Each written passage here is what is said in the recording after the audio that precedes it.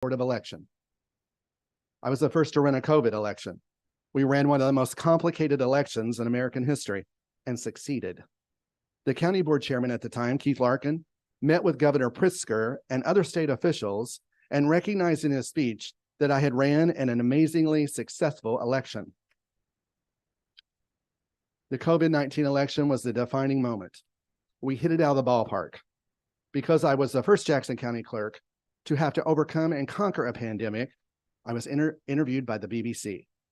With my amazing staff, we were able to hold a successful election without any staff members getting sick or anyone that participated in the election process contracting COVID-19, as far as we know. My staff and all who participated in the election were outfitted with masks, face shields, gloves, and provided sanitizer. All security measures to keep Jackson County voters safe were in play. I must say my employees are all-star players. The first to use ballot retrieval boxes. I put a ballot retrieval box in 2 locations, giving people the opportunity to vote their ballot, and be safe in doing so. I decided a ballot retrieval box would serve the people of Jackson County and keep them safe from exposure to COVID-19. Grants. I applied for a grant. This grant was available to offset the cost of COVID-19 elections. And with my record-keeping skills, I secured a $90,000 grant. No one has ever been awarded a grant this sizable. The grant I received went into the county general, not back into my office. Vote center. Lee and I offered a vote center inside the courthouse. Never before has this ever been introduced. You could bypass your polling location and vote in the courthouse on election day. We would contact your polling location and make sure you had not voted. Curbside voting.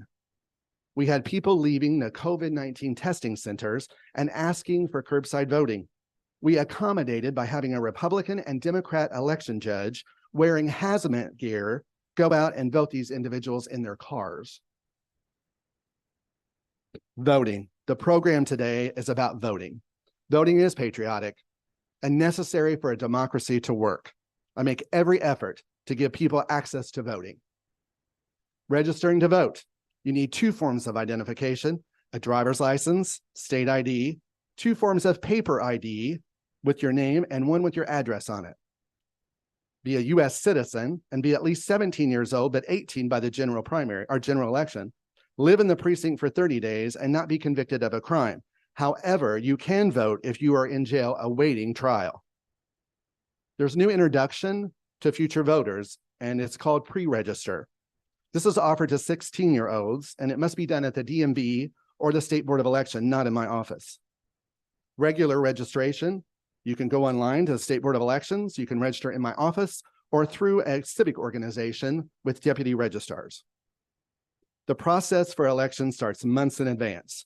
You know how stressful organizing a large event can be. We must secure the locations for the polling locations. We must make sure that the election judges are ready to work and trained. Supplies must be ordered. All the way up to election day, there's work happening. The night of the election. When the results come in, we do the precincts first. The election judges are ready to go home after a 16-hour day, and we cannot release them until we make sure their total paperwork is there. Then after the election precincts are all finished, we introduce the early grace and vote by mail. We statutorily, this is a law, we cannot count the vote by mail ballots until after 7 p.m. on election day. So these large totals will reflect a significant shift in the outcome. So you must wait till the totals are counted. My job is more than elections. We have real estate documents and land recordings. I purchased new software to keep all the recorded land records in the cloud. This will secure future records. For older records, I have my office staff scanning and indexing these, and they will be forever stored in the system. Let's touch base on some of this. Okay, I'm the record keeper for the county, as everybody knows. Recording deeds and plats, all that stuff is done in my office. Vital records, like I touched base on. Delinquent property tax. This is a little bit different, and most people don't understand how this works. The taxes are sold at a tax sale, and that's an annual tax sale. Tax buyers can purchase these parcels And then they add on fees, and those fees and all that stuff is collected in my office. A lot of people could lose their property if they don't pay their fees. So it's imperative that you actually pay your property tax on time. I know that can happen for everybody because, circumstances change. Yes, sir. I'm sorry, I couldn't hear you. Births and deaths? Yes, what happens is we have in our software system, if somebody was born in Jackson County and they passed away, even if they passed away in another county, we attach it to the birth record. Through the state, another state. It depends on if the state sends us those records. If that person passed away in a different state and that state didn't send us the record, we may not have that. Sometimes Illinois Vital Records picks up on that, and then they attach it and send it to us too. Like if someone died in Massachusetts or something, then they would send that to us. We would try to do that, but most of the time is if they died in St. Louis. I hate to say that. But most of the time if they died in Missouri or Illinois, we can attach them. As far as those other states, I'm not sure what their protocol is about giving that information. True. Yeah. Sure. Okay. Property tax, accounts payable. This is for the whole county. So last year we put in 3,600 invoices were recorded in my office. I know there's a lot going on. We record all tax levies. The townships and the school districts bring their tax levies to us, and we record those. Military discharges. We offer this in our office, and it's free of charge because we're not going to charge the veterans that serve our country.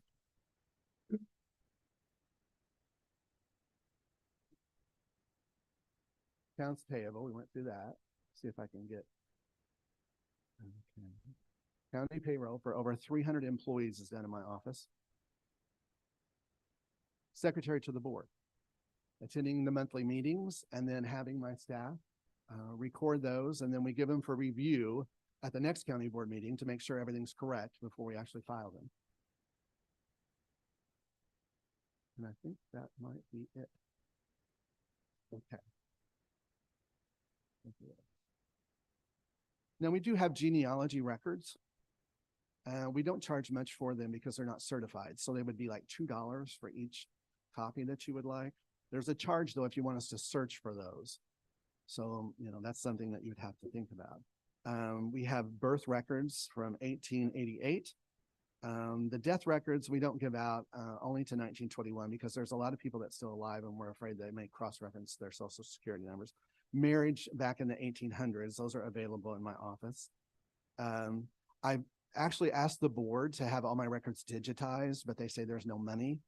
I have my staff actually scanning and digitizing some of the records now, but it's a slow process because they have other job duties to do besides that.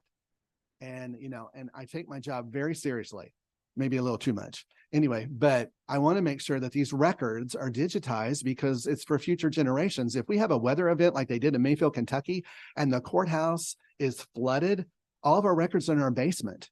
It would be devastating. We would lose everything. So I continued to ask the board, if they would give me money to have it done. Now it's very expensive. It's like $1 million. So I understand that they're reluctant to give me the money, but the cost of losing this stuff would be it would be incredible. So that's one of the things I've been working on and trying to get that done. We did get new voting equipment this year. Keith Larkin was the chairman of the board, and he approved new voting equipment through ARPA funds. The voting equipment that you're going to be using if you're an election judge is similar to what we had before, but it's the only equipment that met the State Board of Election guidelines for security. So that's why we purchased it. And again, we work with the State Board of Elections on a constant basis to make sure that, that we work accordingly, and especially with the ICN cable and the security cable that I talked about before, it goes from the Sheriff's Leads Network, which, like I said, was this law enforcement database, and it goes through our election server and all the way to the State Board of Elections, and it's monitored 24/7. So if there's any kind of activity, they shut it down, and we have the state police and even the statewide terrorism task force steps in. We've never had that problem, so we don't want to have that problem. As far as the ballot retrieval boxes, there's 24-hour camera surveillance. We have one in front of the courthouse. The sheriff handles the surveillance of the courthouse because he's in charge of that. And then we have one at the public, it's the police department, public safety building. We have a box there too, but it is also monitored too by the police. Yes, sir. Yes, sir. Yes. Yes. So, can I, yes.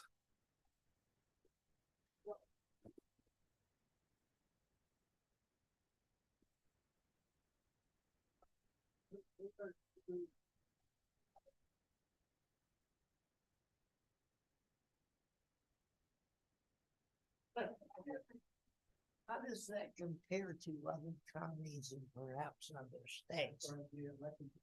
Yes. Well, if I was the first one, probably, I was at a conference. I was at a conference after I got elected in 2018 in Springfield, and there was a group of individuals over in the corner. They were younger, and they were talking about something. So I was intrigued, as usual. So I went over there, and they were talking about cybersecurity. It was something new that the State Board of Election was asking some of the county clerks to do. A lot of them didn't want to get involved in it because it was something new, and they were afraid to give up a lot of power. But I thought, well, no, I think I want to do this. So they assigned me a cybersecurity navigator, and I have to go through stringent scans and some other things just to get certified in that every year. And we pass with flying colors. And so now most of the clerks, since I've adopted it, all through the state have adopted it. It's been very successful. Yeah. Any other questions? Well, I hope this gives you some insight to some of the jobs that we do in the county clerk's office. Again, my goal is to make sure that voting is accessible to everybody in this county and everyone's secure and the elections are secure. And like I said, I've put everything in place to make sure that we should never have a problem. I know we have Republicans and Democrat judges that work with us. We have poll watchers. The tapes have to match, so I don't want people to think that there's not accountability, because there is. And we're honored to serve all the citizens of Jackson County. Like I said, I've been with county government for 20 years and over a decade in the county clerk's office. So we work really hard. And just Lee, she has devoted her life, to public service. And I can't say enough good things about her. She is just incredible. Yes, ma'am. I'm impressed with the efforts taken by your office to purge the voting records.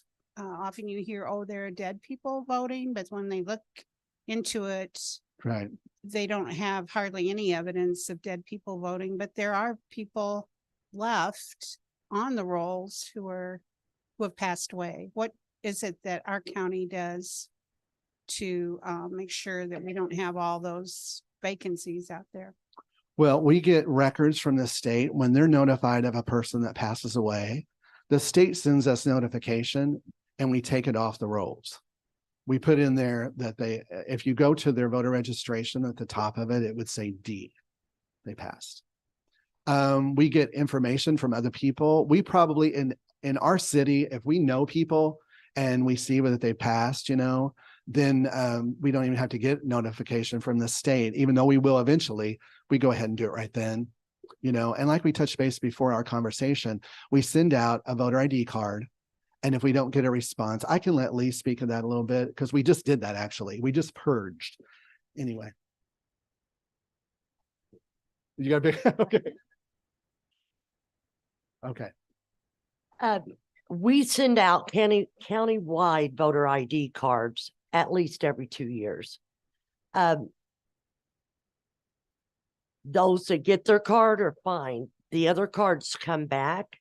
If you would get a card for a deceased loved one, if you would just simply write on it that that person has passed away, it's hard for us to have someone just call and say, well, Joe Henry died. I don't know who he is, and I don't know you maybe, So we don't like to take just people's word for it. If we would get a signature on the card that said the person has passed away, then we will go ahead and take care of it. If you would just simply say they passed away in Missouri, then we would contact the Missouri State Board, and they would find out for us, and then we would take them off. But we would never want to take someone off the rolls who really wasn't gone. Yeah. So, You know. people could call in and say, well, I had, I don't know, my neighbor pass away, but without confirmation, we're not going to do that because this person won't get, the things they need, or they'll go to the polls and they'll be like, I'm sorry, you passed away. You just wouldn't want that. You just wouldn't want that. But if something should happen come election day and they went to the polls to vote and they were like, no, we would check into that, and that person would be able to vote. We would possibly vote them what we call provisionally, to where their ballot would be put in an envelope. And then within 14 days, if we find out that we were in the wrong, then it would be counted. Their ballot would be counted on the 14th day. So we do have things that we can do that the person wouldn't be able to vote, and then there would, their ballot would count and we were in the right. So, anything is possible anymore on election day. We've got what we call the provisionals. We let people go ahead and vote, put their ballot in this envelope, and then on the 14th day, if we find that we were in the wrong or we were in the right, if we were in the right, their ballot would not count. If we were in the wrong, their ballot would count.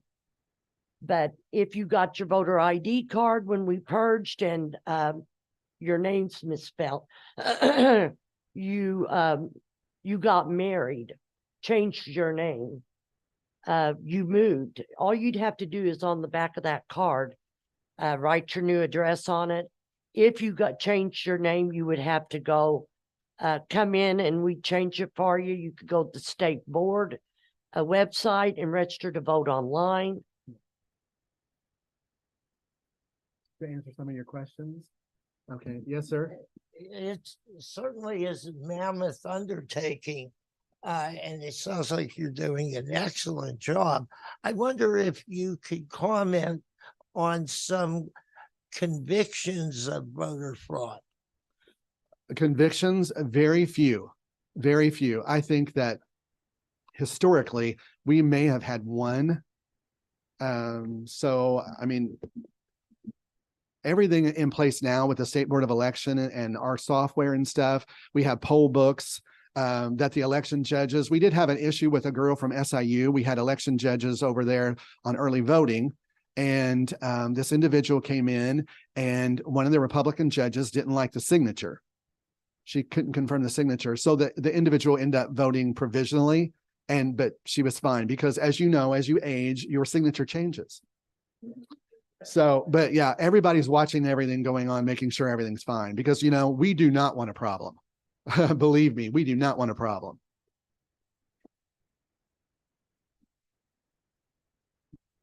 You talked a little bit about the records being digitized because, in light of, for example, Mayfield, right? Like they lost all their documents. Yes. I'm just kind of curious as to what that process looks like in terms of digitization, as well as, why is it so expensive? You mentioned $1 million. I don't know if that's a exaggeration or if that's a reality. So kind of talk a little bit about that if you can. Well, as far as the cost, actually, the reality is a little over $1 million. So I was giving you an undercut there. The process takes a long while, and they have to have a group of individuals come in. Some of the records are so delicate that they would fall apart. So they have to make sure all that is in place before they start digitizing. It's an extreme thing, and we don't want to close the courthouse. So the last time I talked to the company that was wanting to do it, and I was begging them to do it, they said that they would come in shifts, like they would work all night. And then they would have another crew that would come in during the day. I mean, it would go on for, I think you said a week, because there's so many records. I mean, we have all the records. I'd be more than happy to show people our records in the basement because it worries me every day, you know, because we need to have these records digitized. And I believe maybe if we could get some public to ask the board or maybe voice their opinion on getting these digitized, it would help. I know the board works hard to make sure that, you know, money is appropriated for things, and this is such an astronomical amount. It's going to be hard to go to them and ask them for over $1 million. So I'm going to try to go to them in a couple months, and I'm going to try to ask them if we can do it in stages. That way we could do maybe, you know, some of it, you know, and I try to list all the important ones that I feel like that are more important, and try to get those done first and then move on. But my goal is to have them all done. And then, like I said, with the software that I bought a couple years ago, any of the land records that you guys record or anything that's recorded in Jackson County is in the cloud. But as far as the older ones, they are not. So I'm having my staff scan those and index those. And like I touched on before, it's a daunting task because there's a lot going on. Plus they have jobs, you know, that they're doing other than just scanning and indexing. I can't thank my staff enough. I have an award-winning team. I mean, they are just incredible. They've been there with me for a long time. Most of them I worked with before I was elected. They're just incredible. And we're just really blessed. Jackson County really has a really good crew in the county clerk's office. I'm not trying to pat myself on the back. Well, maybe I am a little anyway, but it's just, we really work hard to serve the people, and we want to do the right thing. So, and election security is a big thing to us because we don't want the public to think that we're not trying to protect that, because it's one of the things that we really take pride in.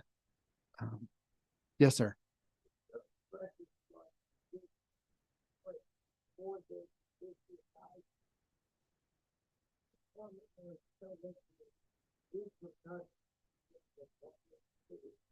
Sure. Okay, so if you have any of the land records and the plats that are destroyed, God forbid, anyway, then the revenue of the county, a lot of searchers, let's say I sell my piece of property. A lot of searchers come in because when I'm selling my piece of property, you have to make sure there's no liens or there's nothing on that piece of property before it goes to the next owner. Well, these title companies, they come in and they search, and then we charge them a fee. And that fee goes to county general.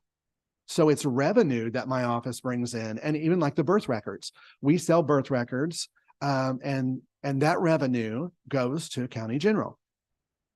Everything that happens in my office goes to county general. All the funds do. None of that stuff comes back into my budget. Every year I have to go to the county board and explain to them what I need, you know, in budget. And as we know, elections are very expensive. And the price of everything, and we've all experienced, is phenomenal these days. And now with the new voting equipment, we have been working, Lee and I, day and night, trying to figure out how we can store it in such a small space that we have. I know I've touched base with a couple county board members, and I've showed them some of my records, and I know where they're at. It's really, it's interesting to see that all these years it's been down there in the basement, but it's dangerous, you know, just because of those weather events. And again, if we have another pandemic, oh, please, I hope not. We can't deal with that again. But if you do have a pandemic, or you have a situation to where people can't get into the courthouse, if the records were digitized, they could go online and purchase those, and revenue would continue to flow into county general. And that's a big deal because county government has to run. And with that revenue that's coming in from those searchers or people buying birth certificates and stuff, we can actually make that revenue happen, even though we're not open because of a pandemic or something of that nature. Yes, Gloria. Frank, I'm actually from Williamson County, and our records are digitized over there. Are you talking about digitizing yours under the same company that Williamson County has theirs digitized under? Well, I've talked to Amanda. We're good friends. She is just incredible. She really is. She's a great county clerk. I have talked to her about some of that stuff. I have Fiddler software. That's our recording software. And they're the ones that connected me to this company. And I think it's universal. I think it's probably, there's only 2 companies that actually do the digitization. So I think it's probably one that Amanda probably uses. If not, I would be more than happy to use hers, any of them. It was really hard to get someone to come in and give you an estimate, because it took all day or maybe a couple of days, I think, for them to go through the records to give us a price. I mean, because it's just so incredible. I mean, because I can sit, in my living room and go through the old records. Yes. And land records all the way back to 1828. Oh, I and know, Gloria. I It would be can- great. I can go from 1828 to 1970 and trace this land Oh, I you know. know It's that- amazing. that my ancestors owned all the way to my parents. Yes. And it's just fantastic. And it would be wonderful if you, It would. And again, like I said, the revenue would continue to flow, even though we may be closed because of some reason, even a weather event or a health event, and the county can still get the revenue. we can go on there and we can view it. Now, if we want to purchase it, Sure. we purchase it for so much a day, or you purchase it for so much a month. Yeah. And then you can print it from home, but if you print it from home, it's like $1 a copy. You have to pay them $1 a copy to use your own printer. Right. And then they charge you so much per copy too. So Right. it's actually more on top of that, but it's well worth Right. it to us. Yeah, by the Just time you get researchers out out and there. you have to go and spend your gas and maybe your time, because your time is always so precious, to do that. I mean, you could, spend a lot more than $1, On but days like we've had this past week. it's so Exactly. cold and you don't want to Yeah. get out and, Yeah. snow blowing in your face and it's so wonderful. yeah, it's a big thing, and I'm hoping that maybe eventually I can get that. Now I'm in my second term, and I'm working really hard to make sure that we get all this stuff lined out. And again, it's all about money. Everything costs money, and we don't like to spend money. Me and Lee are pretty conservative when it comes to spending money, because, it's the taxpayers' money. We don't feel good about spending money. So we always, my gosh, we're using stuff that we've used for years and Lee's like, yeah. Anyway, so just to keep the costs down, even though it's so expensive. I mean, I just priced, we need to buy new suitcases to put in some of the supplies. It's incredible. I mean, these little suitcases, so I'm trying to find a better deal. The deal I have now is $199 a piece, and we need 56 of them. So, I mean, yeah, it doesn't take long to add up, but it has to be done, and they have to be done in a secure way. So it's not like you can just go to, Home Depot and buy one. I mean, you need to get the kind that you need. Right. Yeah. So is there any other questions? Yes, ma'am. No, ma'am.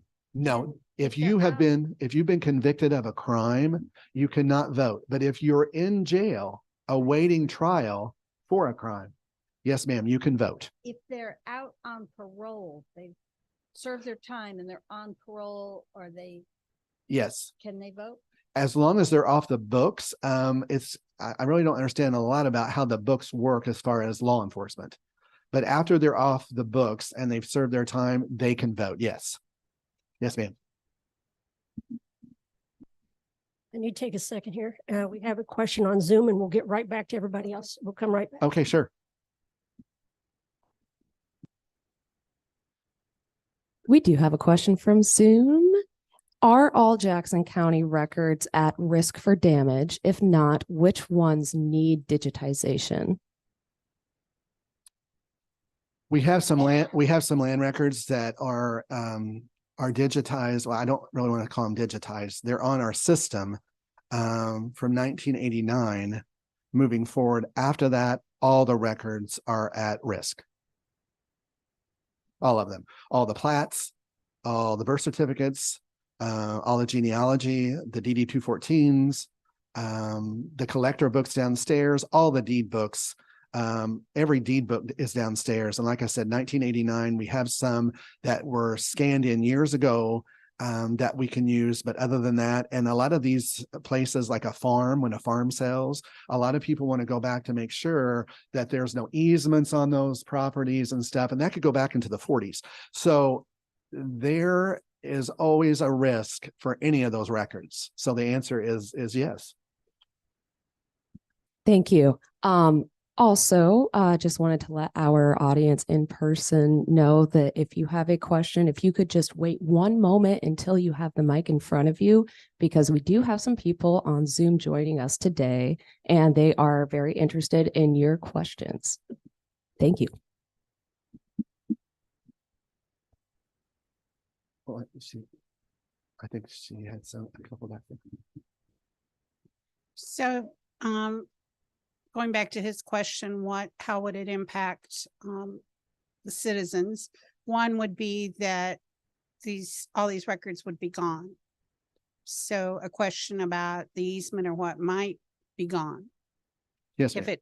So secondly, have you looked at a different place that might be safer than, or are these things up off the floor, or, I mean? Yes, that's a good question. And again, the majority of the records are still housed in some of the bins that were from the 1940s. A lot of them are on the floor, but a lot of them are on shelving. But the shelves are not high enough to withstand a significant amount of rain.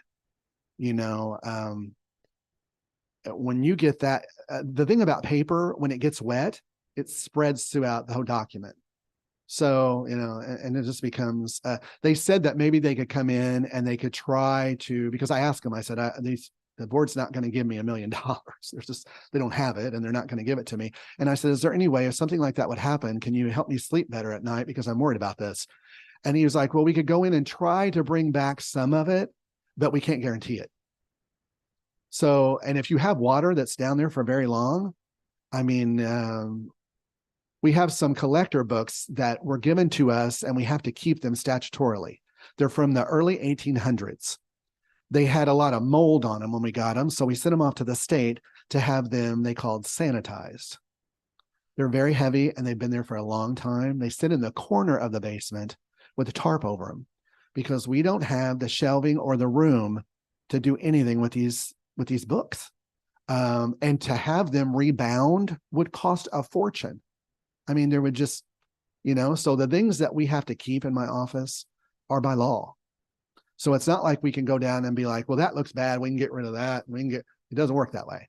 You know, we want to make sure that these are all preserved. But again, you know, the county gives me money to run the elections in my office, and that's a significant amount of money to begin with.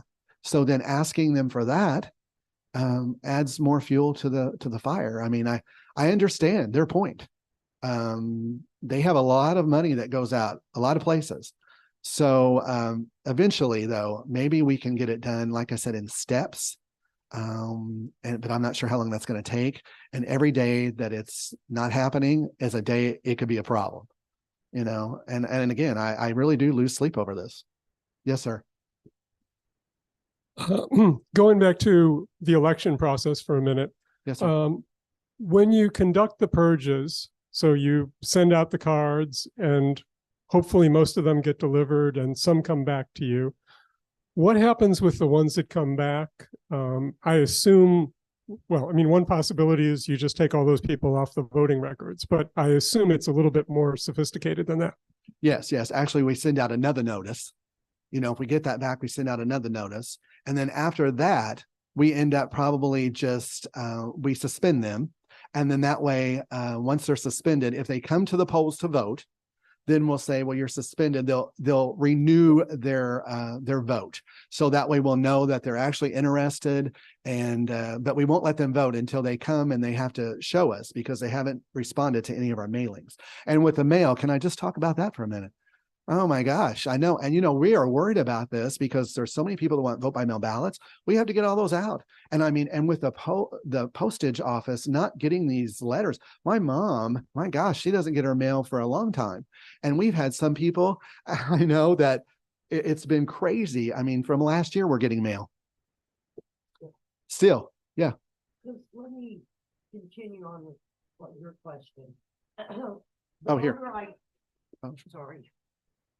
The voter ID cards that we mail out are not forwardable per the state.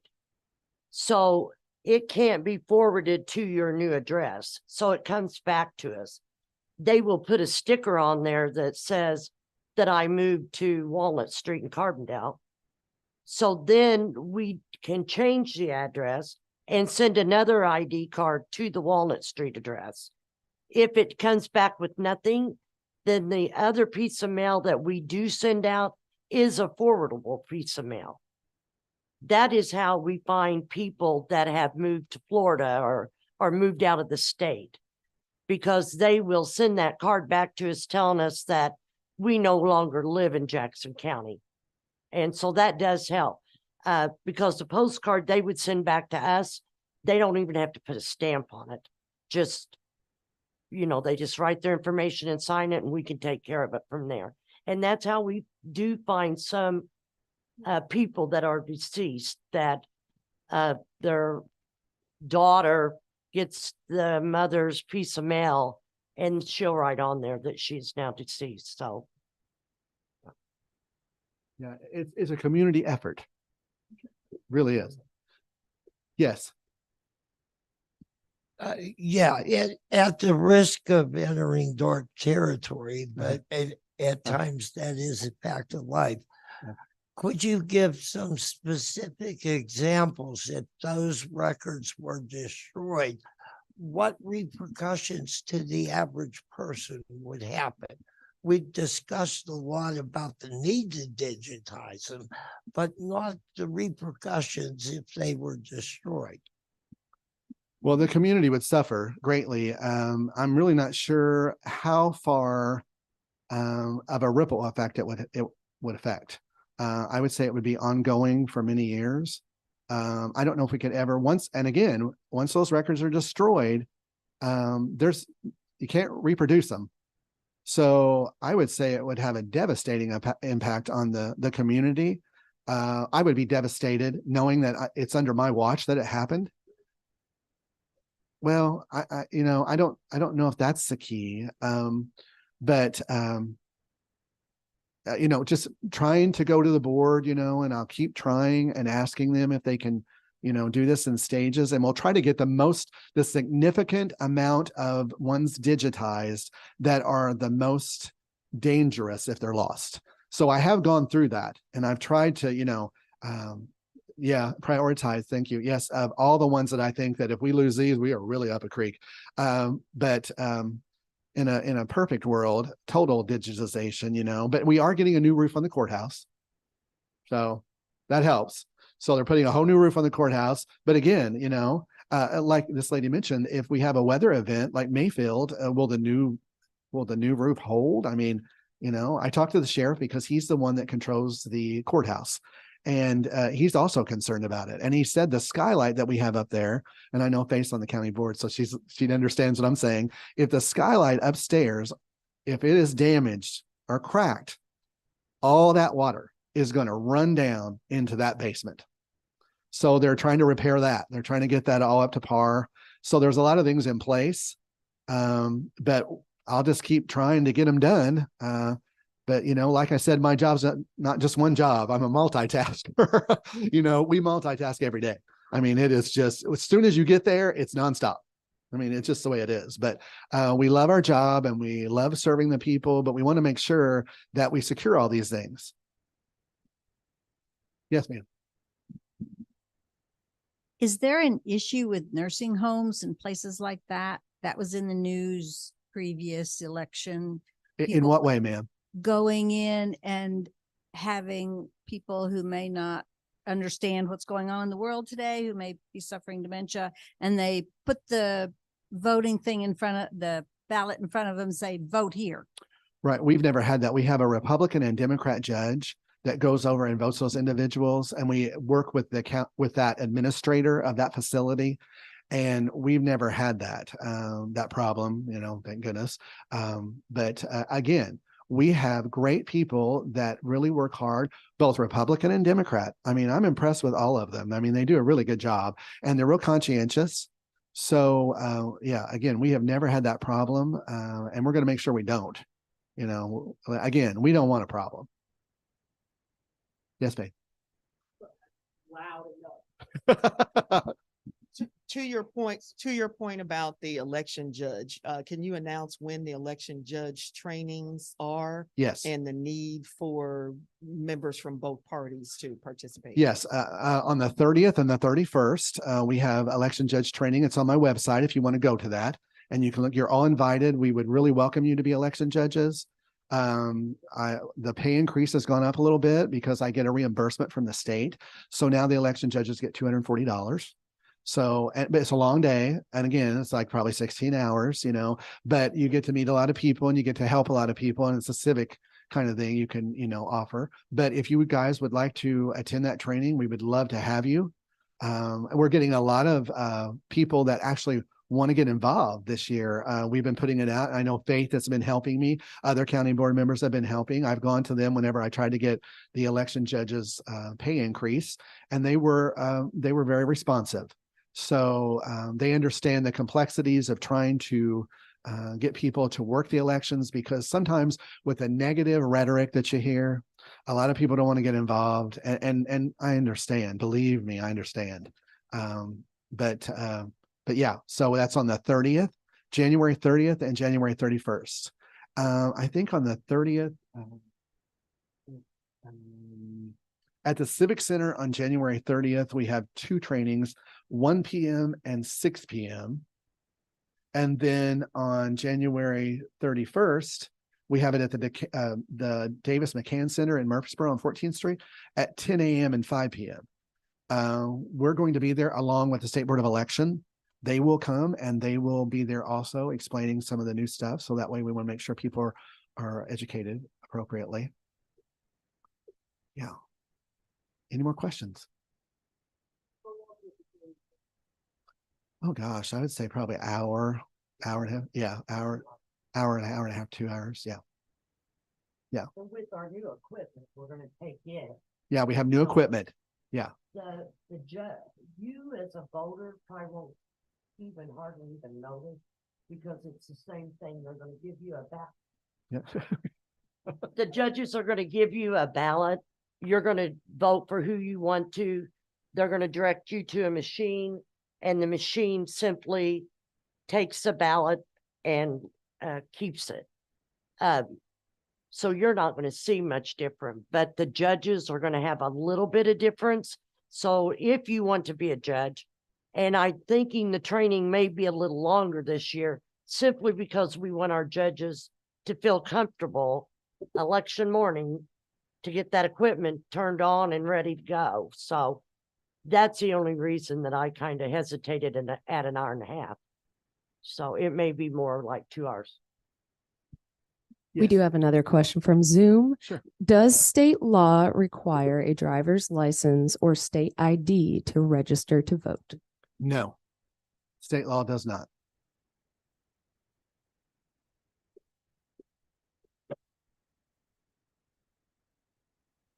And I also have some of the early voting dates. If you guys like the copy of this, that way you can maybe know when we're having the early voting and stuff. So I have them up here if anybody wants them. I have my card. Everybody wants that, I'm sure. But I think there was a question about how I felt about that. Is that what you said? I don't know. I think everybody has their own personal thoughts on all that. I wouldn't want to share my thoughts. I mean, other than I follow the state law and state guidelines, and we make sure. I know I can't speak for the other counties, but I know that Jackson County is secure. And I know that we would never allow anybody to vote that wasn't able to vote.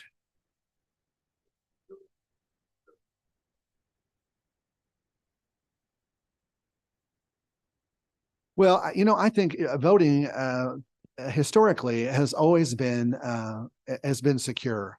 I mean, even on a national level, I mean, people I know make innuendo and comments about stuff like that, but by running these elections all these years, I don't know where they're coming up with that, because again, we have poll watchers, we have Democrats, Republicans. Right. And like I said, rhetoric, and people don't want to get involved in that. And it's always easy for someone, if they don't win something, they want to blame somebody for it, and I guess that's just human nature. But as far as I'm concerned, I know that our county is safe and secure.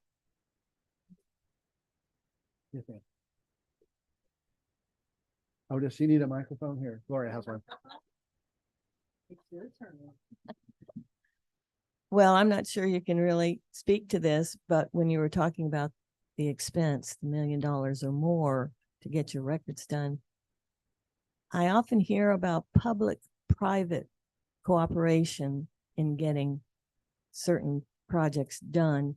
Is that even possible with your situation or not? You know, that's a good question. Let me touch base on another. Previously, I talked about grants, and I received that $90,000 grant that I was telling you about. Well, I received another grant besides that one from a civic organization, Mayor Harvey. She was not mayor at the time. She was with the city council.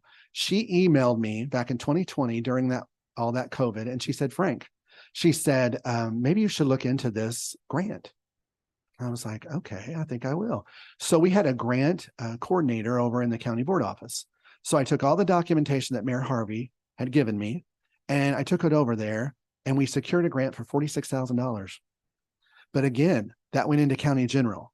That's not something that I have control over. Even if I get these grants, I get lots of grants. I write lots of grants. So that way that we can have stuff. And, you know, like the security systems, my ICN cable that I talked about that goes from the sheriff's leads network all the way through my server to the state board of election, that I get reimbursed for that, the cost of that. I get reimbursed for a lot of things. Of course, that doesn't go directly back into my budget. That goes into the county general, that's just the way it is. But a private sector doing that, you'd have to be careful with letting anybody just have all those records, because those records are not for public use.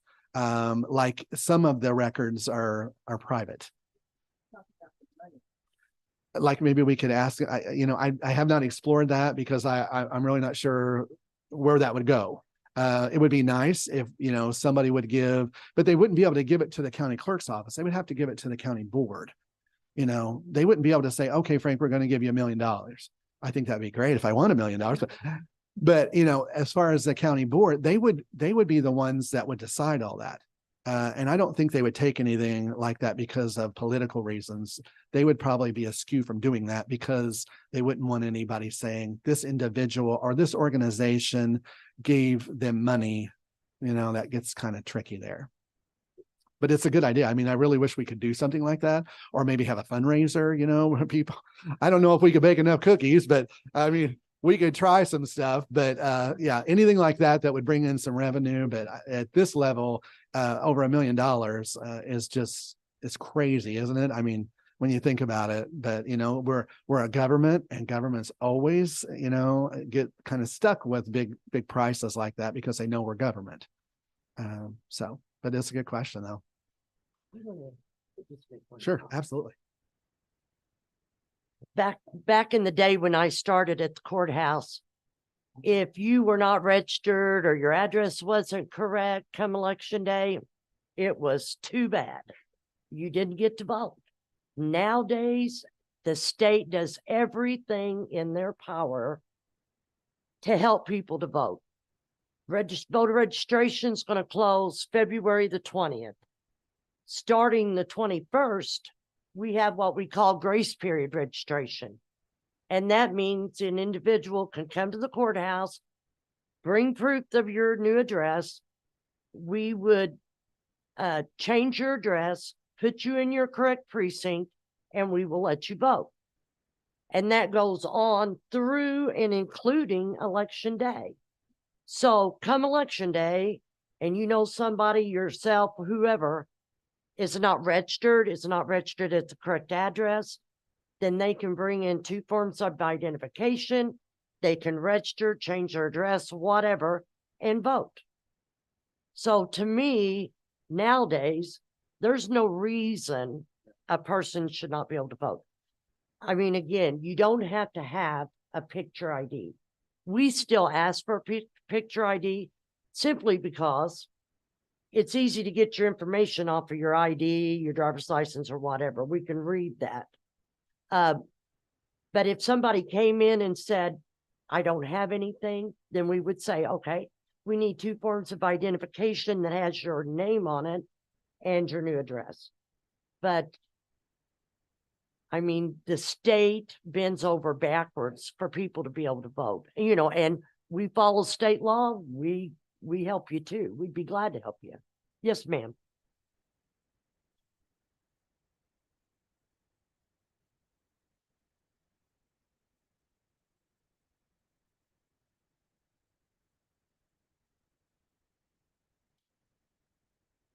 Can homeless people vote? They don't have an address. Who's that? Homeless people, yes, ma'am, they can vote now, but they have to have a piece of paper from a homeless shelter with their letterhead on it, and that's where they're getting their mail. Yeah, so they can vote. Yes, ma'am. Right. Well, I don't know about you, but I've had a great time. You know? I want to thank you all for coming. And again, I want to thank the Daughters of American Revolution and everybody that sponsors us. Peggy Wilkin, you're the best. Anyway, and if you guys have any more questions, just give my office a call. I do have some of my cards, and I do have some of the schedules for early voting. So if you guys want those, I'll just leave them here and you guys can take some. Okay. Yeah. Frank a hand. Wow. Thank you so much. And give Leanne a hand because she's awesome.